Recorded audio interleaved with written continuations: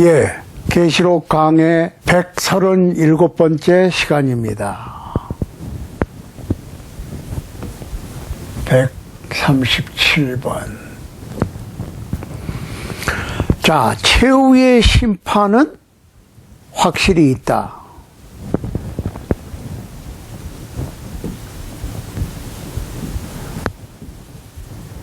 최후의 심판은 확실히 있습니다. 우선 구약 성경에 보면 시편 9편 7절 말씀에 보면 여호와께서 영영히 앉으시며 심판을 위하여 보좌를 예비하셨도다. 심판을 위하여 보좌를 준비하셨다. 시편 98편 9절에 보면 이런 말씀이 있어요. 저가 땅을 판단하려 임하실 것이미로다. 저가 의로 세계를 판단하시며 공평으로 그 백성을 판단하시리로다. 잘 보세요. 땅을 심판하려 임하실 것인데 의로, righteousness, 의의 심판이라 이거죠. 의로 세계를 심판하시고, 그러니까 온 땅을 심판하시는 거예요. 그 다음에 공평으로 그 백성을 판단하시겠다. 세상도 심판하는데 백성들도 심판하셔요. 이거 우리가 주지를 해봐야 돼. 전도서 11장 9절 한번 보세요. 전도서 11장 9절. 청년이여, 네 어린 때를 즐거워하며 네 청년의 날을 마음에 기뻐하며 마음에 원하는 길과 네 눈에 보는 대로 쫓아 행하라. 그러나 하나님이 이 모든 일로 인하여 너를 심판하실 줄 알라. 네가 원하는 대로 해라 이거야. 그렇지만 하나님께서 심판하실 것이니까 알아서 살아라. 그러니까 하고 싶은 대로 해. 하고 싶은 대로 해. 그런데 잘못을 심판하실 거라는 거예요. 그 얘기는 무슨 얘기예요? 하나님께서 꼼짝 못하게 어떤 사람을 의의 길로 모시는 게 아니고 본인들이 알아서 해라. 그런 말씀이죠. 알아서 하라고 자유의지를 주셨다는 얘기예요. 알아서 해라. 네가 원하는 대로 해. 그렇지만 선택을 바로 해라. 왜냐하면 네가 하는 일을 심판하실 것이기 때문에. 신약에서도 마찬가지예요. 사도행전 17장 32절 한번 보세요. 사도행전 17장 31절입니다. 이는 정하신 사람으로 하여금 천하를 공의로 심판할 날을 작정하시고 이에 저를 죽은 자 가운데서 다시 살리신 것으로 모든 사람에게 믿을 만한 증거를 주셨음이니라 하니라. 자, 천하를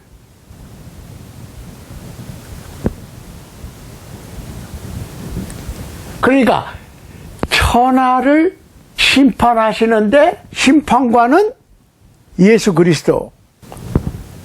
심판관을 예수 그리스도로 세우셨다고. 예수 그리스도가 심판관이신 증거가 뭐냐?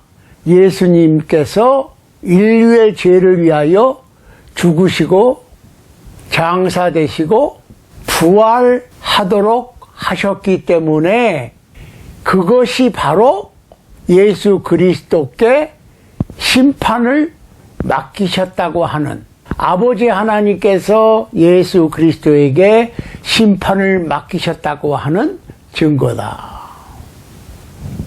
이거 우리가 생각을 해야 되는 거예요. 그러니까 심판관은 예수 그리스도야.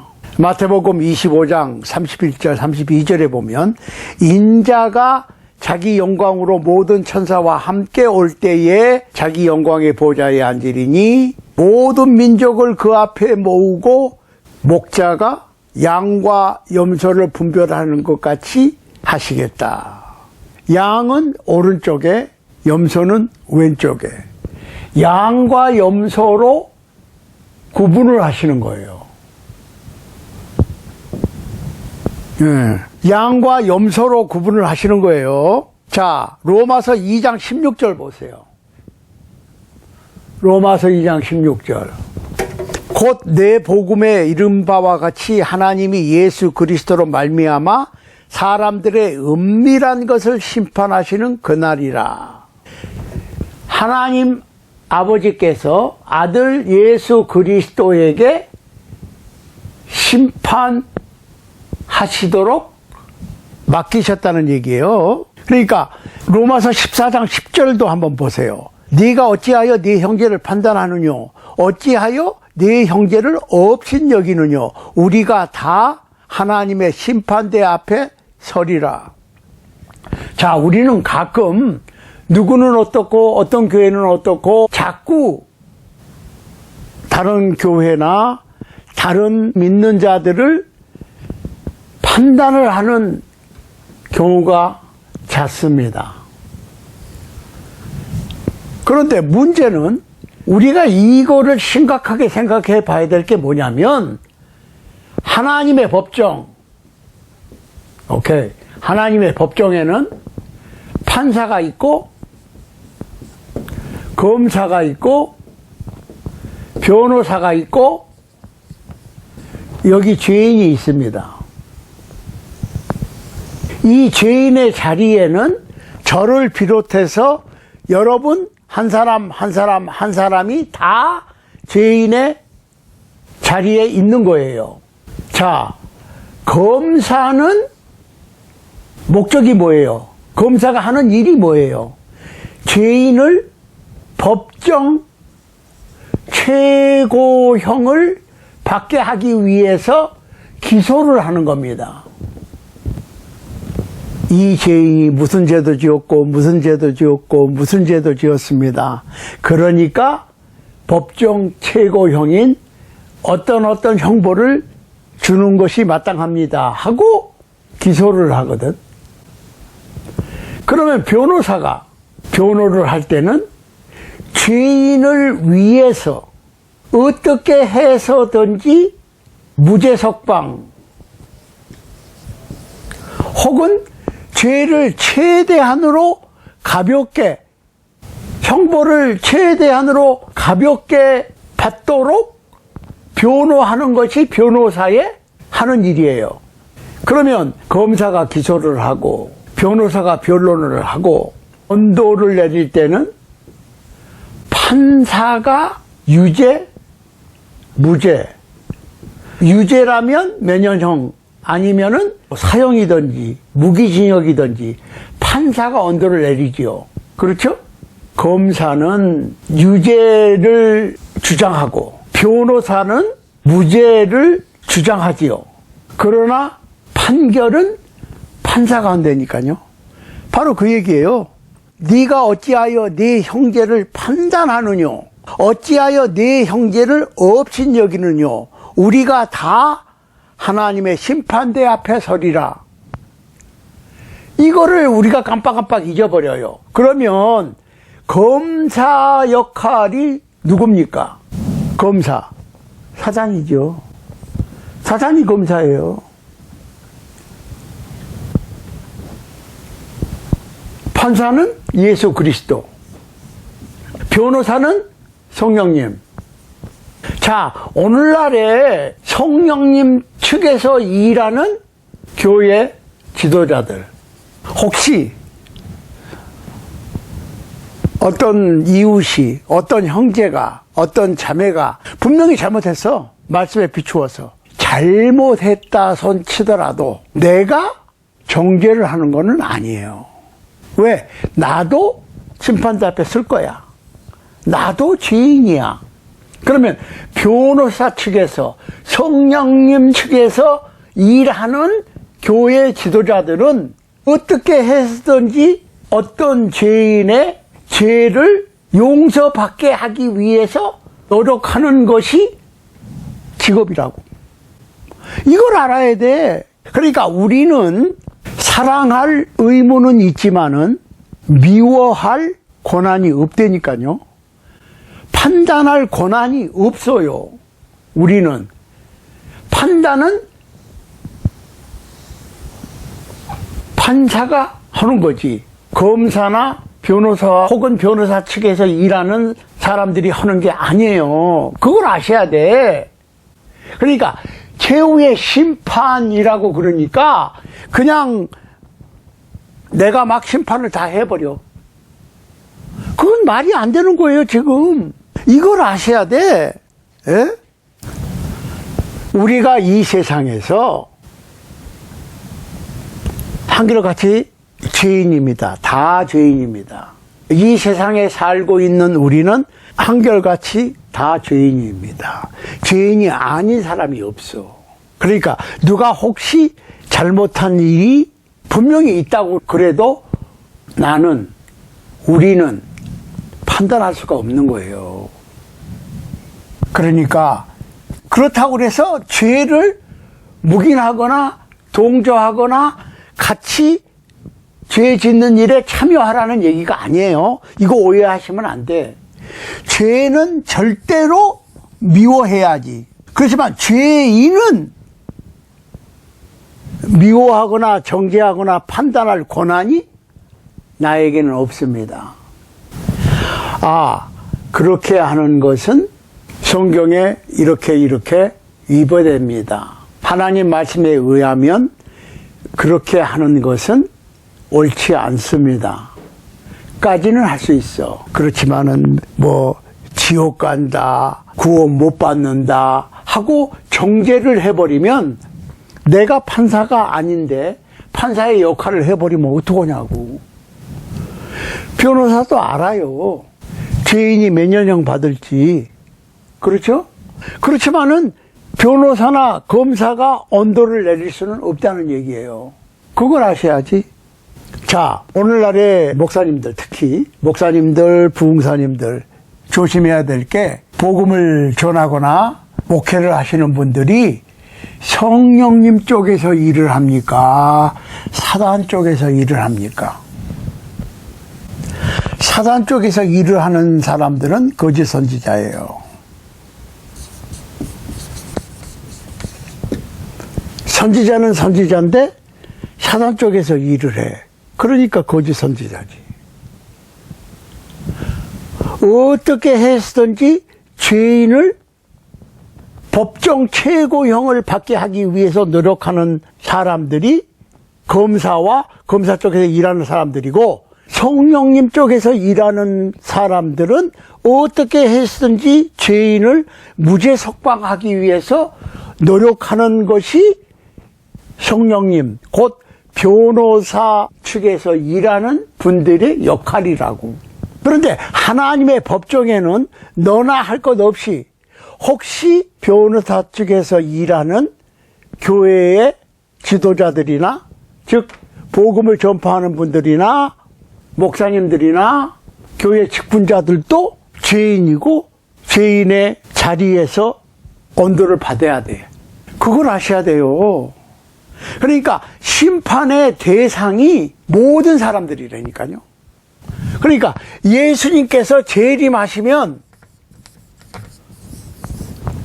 재판이 벌어지는데, 예수님의 재림하시는 시간을 중심으로 해서 죽어있는 자는 부활시키고 살아있는 자는 변화시켜서 최후의 심판을 거쳐서 영생과 영벌로 가는데, 이것이 어떻게 이루어진다고요?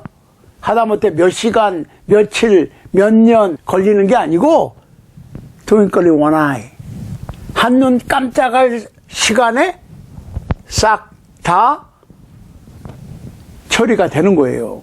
그러니까 심판의 대상은 천하 모든 사람들, 죽었던 사람들이나 예수님 재림하실 때 살아있는 사람들이나 할 것 없이 다 한꺼번에 심판을 하실 거라는 거예요. 양과 염소로. 양과 염소는 뭐예요? 진짜 크리스찬과 크리스찬 같이 행동한 크리스찬답지 않은 크리스찬. 이해되세요? 하나님의 심판대 앞에 서는 사람들은 모든 사람이니까 사탄이나 성령님 측에서 일했던 교회 지도자들, 직분자들도 다 심판의 대상이 되는 거예요. 이해되세요? 그러면은 심판의 근거가 뭐냐 이거야, 근거. 그러면 예를 들어서 법정에서 재판을 하게 되면 판사가 재판을 하는 기준이 뭐예요? 헌법. 형사건이면 형법. 법에 의해서 판결이 내려지는 거지. 그런데 최후의 심판 때는 어떻게 되느냐 보세요. 로마서 2장 2절 보세요. 이런 일을 행한 자에게 하나님의 판단이 진리대로 되는 줄 우리가 아노라. 진리에 따라서 재판을, 심판을 하시는 거예요. 그럼 진리가 뭐야? 요한복음 12장 48절 보세요. 나를 저버리고 내 말을 받지 아니하는 자를 심판할 리가 있으니 곧 나의 한 그 말이 마지막 날에 저를 심판하리라. 예수 그리스도의 말씀이 심판한다고요. 예수 그리스도의 말씀에 의해서 심판하는 거예요. 그 말씀은 기록된 말씀이에요. 계시록 20장 12절 보세요. 또 내가 보니 죽은 자들이 물론대소하고 그 보좌 앞에 섰는데 책들이 펴있고 또 다른 책이 펴졌으니 곧 생명책이라. 죽은 자들이 자기 행위를 따라 책들에 기록된 대로 심판을 받으니. 책들이 펴있고 다른 책이 펴졌는데 생명책이야. 그러면은 책들이 펴졌다는 얘기는 기록된 말씀을 얘기하는 거고, 생명책은 글자 그대로 생명책인데 어떻게 내 이름이 생명책에 기록되지 하느냐에 대해서는 우리 지난 시간 했죠. 그러니까 하늘나라에 생명책이 있고 기록된 말씀이 있는데 그 말씀이 심판의 기준이 된다는 이 말씀이에요. 그러니까 문제는 뭘 심판하느냐 그러면 심판받을 거가 뭐가 있느냐. 첫 번째로 행함, 디즈라고 그러죠. 시편 62편 12절 보세요. 주여 인자함도 주께 속하였사오니 주께서 각 사람이 행한 대로 갚으심이니이다. 내가 어떻게 행했느냐를 심판하신다는 거예요. 잠언 24장 12절 보세요. 네가 말하기를 나는 그것을 알지 못하였노라 할지라도 마음을 저울질하시는 이가 어찌 통찰하지 못하시겠으며 네 영혼을 지키는 이가 어찌 알지 못하시겠느냐. 그가 각 사람의 행위대로 보응하시리라. 나는 몰랐어. 나는 모르는 일이야. 해도 안 돼. 속일 수가 없다니까요. 세상 법정에서는 혹시 거짓말이 통할 수도 있겠습니다. 그렇죠? 그런데 하나님의 법정에서는 그게 안 통한다는 거예요. 마태복음 16장 27절 보세요. 인자가 아버지의 영광으로 그 천사들과 함께 오리니 그때에 각 사람의 행한 대로 갚으리라. 어떻게 했느냐, 어떻게 행했느냐에 따라서 심판하시는 거예요. 베드로전서 1장 17절 보세요. 외모로 보시지 않고 각 사람의 행위대로 판단하시는 자를 너희가 아버지라 부른즉 너희의 나그네로 있을 때를 두려움으로 지내라. 행위대로 내가 무엇을 했으면 그것을 심판하시는 거야. 두 번째로는 내 행위의 결과를 심판하세요. 예레미야 17장 10절 보세요. 나 여호와는 심장을 살피며 폐부를 시험하고 각각 그 행위와 그 행실대로 보응하나니. 그러니까 내가 어떤 일을 행해서 어떤 결과가 주어졌으면 그것을 심판하시는 거예요. 그것까지 심판하시는 거야. 그러니까 최후의 심판이 필요하겠죠. 내가 잘못한 것으로 인해서 어떤 나쁜 결과가 생겼다면 그것까지 보응을 하시겠다. 세 번째로 언사입니다. 말. 자, 우리는 보통 문서는 기록으로 남으니까 써서 문서로 남기면 근거가 있으니까 지키려고 그러고 이행하려고 노력을 하는데 말로 하는 것은 근거가 없으니까 가볍게 생각을 합니다. 그런데 마태복음 12장 36절 37절 한번 보세요. 내가 너에게 이르노니 사람이 무슨 무익한 말을 하든지 심판날에 이에 대하여 신문을 받으리니 네 말로 의롭다 함을 받고 네 말로 정죄함을 받으리라. 그러니까 내가 말로 한 것도 그걸로 끝나는 게 아니라 기록이 남는다니까요. 그러니까 내가 글로 써서 서명을 하고 계약한 것만이 문제가 아니라 내가 한 말, 그러니까 우리가 말을 조심해야 돼요. 말도 조심해야 돼. 말도 선한 말, 좋은 말을 해야지. 무익한 말을 하면 심판날에 내가 어떤 안 좋은 말을 했어도 거기에 대해서 신문을 받을 것이다. 신문을 받는다는 말이 무슨 말인지 아세요? Give account입니다. 계산을 해야 돼. 그러니까 내가 잘못한 것만 계산을 하는 게 아니라 말을 잘못한 것도 계산을 하는 거예요. 그 다음에 비밀. 아무도 몰라. 나만 알아. 그것까지도 심판하신다는 거예요. 전도서 12장 14절 보세요. 하나님은 모든 행위와 모든 은밀한 일을 선악간에 심판하시리라. 나밖에 모르는 일이지만은 그것까지도 선악간에 심판하시겠다는 거예요. 로마서 2장 16절 보세요. 곧 내 복음에 이른 바와 같이 하나님이 예수 그리스도로 말미암아 사람들의 은밀한 것을 심판하시는 그날이라. Secret, the secret of man 그랬어요. 사람의 비밀까지도 다 공개가 되고 그것도 심판하신다. 그 다음에 수고한 것도 누가 봤든지 안 봤든지 수고한 것에 대해서는 보상을 해 주시지요. 고린도전서 3장 8절 보세요. 심는 이와 물주는 이가 일반이나 각각 자기의 일하는 대로 자기의 상을 받으리라. 그러니까 우리의 심사언행을 다 심판을 받아야 된다 그 말이에요. 자, 그러면 하나님께서 이런 것들을 심판을 하시는 목적이 뭐냐? 그리고 이러한 심판을 어떻게 준비를 해야 되느냐? 그러니까 사실 우리가 이 최후의 심판이 있다고 하는 사실을 알고 나면 우리가 심사언행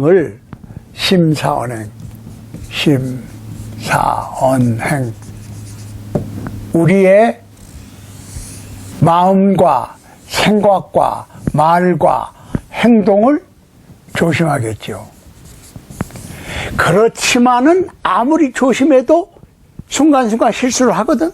하나님께서 심판을 하시는 목적은 의와 공의가 하나님의 특성이니까 하나님의 특성인 의와 공의에 따라서 인간을 만드셨고 하나님의 의와 공의를 하나님께서 인간에게 알게 하셨기 때문에 교훈을 베푸셨잖아요.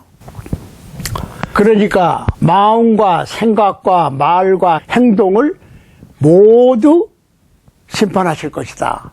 그럼 다음 시간에는 왜 하나님께서는 인간의 심사언행을 심판하시고 심판의 결과는 어떻게 될 것이냐, 그리고 최후의 심판을 어떻게 준비를 해야 될 것이냐, 최후의 심판을 통해서 영원한 생명을 얻을 사람과 영원한 형벌을 받을 사람들은 어떻게 분별이 될 것이냐, 여기에 대해서 우리가 생각을 해봐야 되겠죠. 그러니까 다음 시간에 우리가 하나님께서 예수 그리스도를 통해서 심판을 하실 것인데, 그러면 과연 우리가 어떻게 최후의 심판을 준비해야 되고 어떻게 하면 영원한 생명에 들어갈 수 있는가에 대해서도 생각을 해봐야 되겠죠. 그러니까 최후의 심판이 분명히 있는데 이 심판을 준비하는 방법, 그리고 우리가 영원한 형벌을 받는 것이 아니라 영원한 생명을 얻는 방법을 성경에 말씀하셨으니까 우리가 성경을 잘 찾아보면 최후의 심판을 준비하는 방법도 있고 영원한 생명을 받을 수 있는 방법도 있거든요. 거기에 대해서 계속적으로 생각을 해보도록 하겠습니다.